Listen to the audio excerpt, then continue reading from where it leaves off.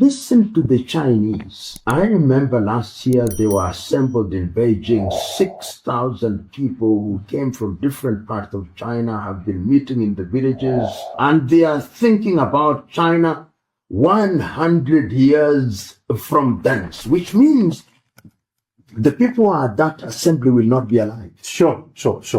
But they are thinking about 100 years. Sure. And they are not just thinking about their country. They ask, how are we going to relate with Africa?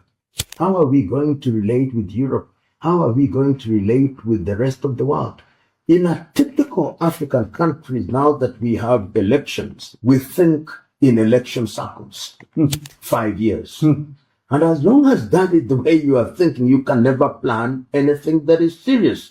So that the men and women who we give the task of implementing the things that we are utilizing are themselves in a hurry. They want to use the opportunity they have to make their personal lives perfect. Intellect must also have something that is intergenerational and sacrificial. In other words, that your children must benefit from the sweat of your labor, and your children's children must benefit from the sweat of your labor. In other words, we must see ourselves as building a house, you laying the foundation and other generation putting up the blocks. So good. And That's ultimately good. the roof. That's good.